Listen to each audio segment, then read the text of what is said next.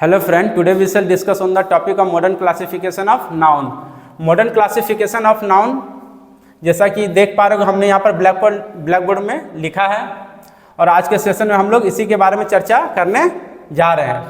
Modern classification के अनुसार noun को कितने भाग में बांटा गया है? 3 भाग में बांटा गया है। पहला है प्रॉपर, दूसरा है काउंटेबल, तीसरा है अनकाउंटेबल।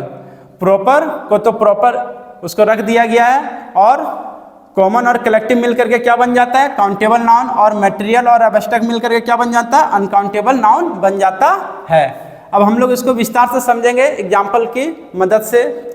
जैसे प्रॉपर नाउन का डेफिनेशन क्या होता है? जिस संज्ञा से हमें खास व्यक्ति, स्थान, वस्तु या जानवर का बोध होता दिखाई देता है उसे हम लोग क्या कहते हैं? प्रॉपर नाउन कहते हैं। जैसा राम क्या है यहाँ पर? प्रॉपर है, मतलब खास व्यक्ति का यहाँ पर बोध किया जा रहा है। दिल्ली भी क्या है? एक खास प्लेस का डिनोट किया जा रहा है। टॉमी क्या है? जानवर का नाम है, जैसे कुत्ता का है ना, तो यहाँ पर कुत्ते को बोध किया जा रहा है। तो इससे हम लोग समझ सकते हैं ये क्या है? इसमें खास व्यक्ति, स्थान और जानवर का बोध हो रहा है, तो ये क्या है? प्रॉपर नाउन है। अब कॉमन का क्या होता है? कॉमन मीन्स क्या होता है? जातिवाचक संज्ञा। इसमें क्या होता है? पूरे जाति का बोध होता है। जैसे यहाँ पर देख पा रहे हैं dog, cat, boy. Dog word से क्या होता है? पूरे जाति का बोध हो जाएगा, जितना कुत्ता है सबका एक ही वर्ड से हम लोग क्या करेंगे? उसके डिनोट कर सकते हैं। और कैट जो वर्ड है, कैट से क्या होगा? कैट वर्ड से हम लोग पूरे जितना बिल्ली जाति है उसका भी हम लोग बोध कर सकते हैं। और बॉय वर्ड से क्या होगा? पूरे जाति, लड़का जाति का बोध हो सकता है और हम लोग कर सकते हैं। नेक्स्ट है कलेक्टिव। कलेक्टिव में क्या होता है? समूहवाचक संज्ञा। कलेक्टिव में क्या होता है? जैसे आर्मी। आर्मी क्या है? एक समूह में जाता है कहीं पर भी लड़ने के लिए। फैमिली क्या है? वो भी एक समूह का प्रतीक है। और क्राउड, क्राउड मीन्स भीड़। भीड़ भी क्या है? एक समूहवाचक संज्ञा है। तो ये दोनों को मिला करके काउंटेबल नाउन इसलिए रखा गया है। यहाँ पर अब हम लोग इसको समझते हैं। जैसे कॉमन नाउन में क्या एग्जाम्पल लिए? डॉग। डॉग अगर खड़ा रहेगा 10-15 की संख्या में, उसे हम लोग क्या कर सकते हैं? गिना जा सकता है।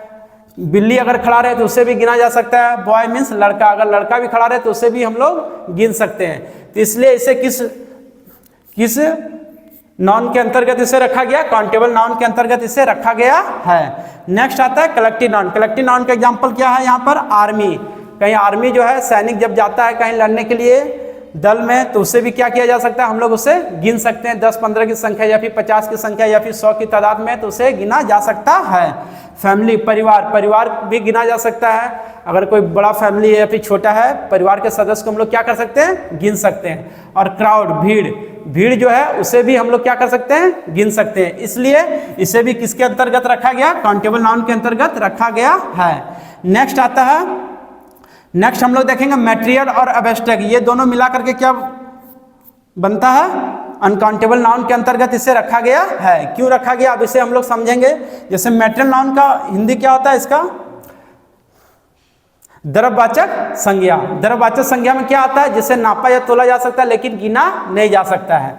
जैसे वाटर, इसको नाप तोल सकते हैं लेकिन गिन नहीं सकते हैं। इसलिए इसे क्या रखा गया? अनकाउंटेबल नाउन में रखा गया, क्योंकि इसको गिना नहीं जा सकता। मिल्क, ये भी नाप तोल के हम लोग लेते हैं लेकिन इसके पार्टिकल को गिना नहीं जा सकता, संभव नहीं। इसलिए इसे किस में रखा गया है? अनकाउंटेबल नाउन के अंतर्गत रखा गया है। जूस, जो हम लोग जूस पीते हैं फल वगैरह का, उसके भी पार्टिकल को गिना नहीं जा सकता है और यह संभव नहीं है इसे गिनना। इसलिए इसे किसके अंतर्गत रखा गया? अनकाउंटेबल नाउन के अंतर्गत रखा गया। नेक्स्ट आता है abstract noun. Abstract noun means क्या होता है? भाववाचक संज्ञा। तो भाववाचक संज्ञा मीन्स क्या होता है? जिसमें हम लोग क्या कर सकते हैं? केवल उसे भाव सकते हैं, ठीक है, उसकी भाव को समझ सकते हैं, लेकिन उसे ना देखा जा सकता है ना छुआ जा सकता है। केवल उसे हम लोग क्या कर सकते हैं? अनुभव कर सकते हैं या फिर महसूस कर सकते हैं। जैसे यहाँ पर काइंडनेस को क्या कर सकते हैं? दयालुता को ना देख सकते हैं ना छू सकते हैं, केवल हम लोग महसूस कर सकते हैं। इसलिए इसको किसके अंतर्गत रखा गया? अनकाउंटेबल नाउन के अंतर्गत रखा गया है। गुडनेस मीन्स क्या होता है? अच्छाई। अच्छाई को भी हम लोग गिन नहीं सकते हैं, केवल इसे महसूस किया जा सकता है। ऑनेस्टी, ईमानदारी। ईमानदारी को भी क्या किया जा सकता है? केवल महसूस किया जा सकता है।